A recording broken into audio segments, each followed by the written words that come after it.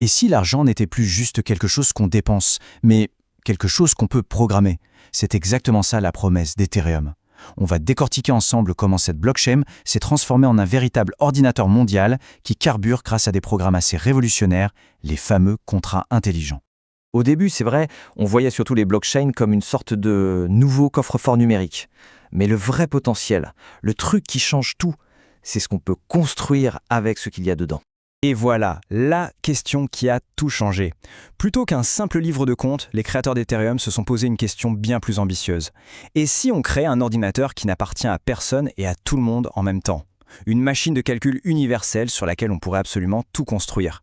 Bon, je vous l'accorde, ce schéma peut faire un peu peur à première vue, mais pas de panique. Le concept de base est vraiment simple. Au cœur d'Ethereum, il y a son moteur. On l'appelle la machine virtuelle Ethereum ou l'EVM. C'est elle qui fait tourner tous les programmes. Et la grande différence, c'est qu'elle ne tourne pas sur un serveur quelque part, mais sur des milliers d'ordinateurs en même temps, partout sur la planète. Ok, pour bien comprendre ce qui rend Ethereum si spécial, le plus simple, c'est de le comparer à son grand frère, Bitcoin. L'analogie est assez parlante. Disons que Bitcoin, c'est un peu comme une calculatrice. Super fiable, elle fait une chose, les transactions, et elle la fait parfaitement. Ethereum par contre, c'est un smartphone. On ne se contente pas de téléphoner avec, on peut y installer toutes les applications qu'on veut pour faire, à peu près tout. Et c'est là que ça devient vraiment puissant. Le langage de programmation d'Ethereum est ce que les experts appellent Turing complet. Alors, oublions ce mot un peu barbare. En gros, ça veut juste dire que si une idée peut être décrite avec de la logique, alors elle peut être programmée sur Ethereum. C'est ça qui en fait un ordinateur universel. La vraie question, c'est comment on fait pour exécuter des programmes et s'assurer que les règles sont respectées sur un réseau où il n'y a pas de chef? Eh bien, la réponse tient en deux mots, les contrats intelligents. Alors, comment on construit des choses sur cet ordinateur mondial? La réponse, ce sont ces fameux contrats intelligents.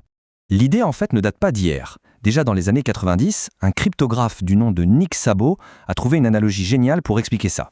Le distributeur automatique. Pensez-y, on choisit un produit, on voit le prix, on met la bonne somme d'argent et la machine donne le produit. Pas de vendeur, pas de négociation. Le contrat intelligent, c'est pareil. Les règles sont gravées dans le code. Si telle condition est remplie, alors exécute telle action. Et une fois que c'est lancé, c'est automatique et inarrêtable. Plus besoin de banquier, d'avocat ou de notaire pour vérifier. Le code fait office de loi. Et tout ça repose sur 3 piliers essentiels. D'abord, ils sont immuables. Une fois le contrat déployé, personne ne peut plus le changer, même pas son créateur. Ensuite, ils sont déterministes. Le résultat sera toujours le même pour les mêmes actions. Et enfin, ils sont décentralisés. Le contrat tourne sur tout le réseau. C'est ce trio qui les rend si incroyablement fiables. Mais attendez, si on peut tout programmer, qu'est-ce qui empêche un programme malveillant de tourner en boucle à l'infini et de paralyser tout le réseau? C'est une vraie question en informatique qu'on appelle le problème de l'arrêt. Et la solution d'Ethereum est franchement brillante. Pour faire fonctionner cet ordinateur mondial, il faut de l'énergie, un carburant. Et sur Ethereum, ce carburant a un nom, le gaz. En fait, chaque petite opération sur Ethereum, que ce soit un simple calcul ou un contrat complexe, consomme une petite quantité de calcul. Le gaz, c'est simplement l'unité de mesure de cet effort. C'est un peu comme le péage sur une autoroute, on paye pour utiliser l'infrastructure. Le fonctionnement est malin. Quand on lance une opération, on définit une limite de gaz, le budget maximum qu'on est prêt à dépenser. L'opération se déroule et consomme du gaz. Si tout se passe bien, on paye uniquement pour le gaz utilisé et le reste remboursé. Et surtout, ça résout notre fameux problème de l'arrêt. Si un programme bug et se met à tourner en boucle, il va tout simplement épuiser son réservoir de gaz et s'arrêter net. C'est la soupape de sécurité du réseau. Alors si on récapitule, on a des programmes qui s'exécutent automatiquement et qui sont infalsifiables. Ça veut dire qu'on peut programmer la valeur elle-même. On peut créer de l'argent programmable. Et c'est exactement ce qui a mené à l'explosion des fameux tokens. Et ça, c'est sans doute l'une des applications les plus incroyables des contrats intelligents, la création de nouveaux actifs. Avant Ethereum, c'était un vrai casse-tête de créer un actif numérique.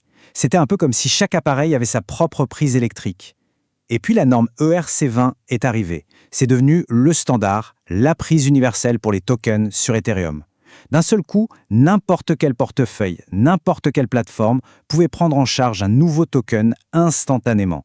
Concrètement, ça veut dire que tout devient interopérable. Un développeur peut créer et lancer un nouveau token avec quelques lignes de code. Les règles du jeu, comme la quantité totale de tokens, sont définies une fois pour toutes. Et pour les utilisateurs, ça signifie que tout fonctionne ensemble de manière super fluide. Bon, c'est bien beau tout ça, mais concrètement, à quoi ça sert ce monde d'argent programmable ? Eh bien, ça ouvre la porte à un univers qu'on appelle la finance décentralisée, ou DeFi. Le concept est assez radical. On prend tout ce que fait une banque traditionnelle, les prêts, l'épargne, les échanges, et on le reconstruit sur la blockchain. Le but, rendre tout ça transparent, sans frontières et surtout sans intermédiaires. Mais l'impact est particulièrement énorme dans les endroits où le système financier classique est, disons, défaillant. On peut utiliser des stablecoins pour envoyer de l'argent quasi instantanément à l'autre bout du monde. On peut aussi obtenir un microcrédit en mettant ses actifs numériques en garantie, sans avoir besoin d'un compte en banque. Pour beaucoup d'entrepreneurs, notamment en Afrique, ça change complètement la donne. Au final, il faut vraiment voir Ethereum comme bien plus qu'une simple crypto-monnaie. C'est une plateforme logicielle mondiale, une sorte de grande boîte à outils pour réinventer nos systèmes financiers et même sociaux de manière plus juste et plus transparente. Alors la vraie question que Ethereum nous pose, c'est celle-ci. Si l'argent devient un simple logiciel, qu'est-ce qu'on va bien pouvoir construire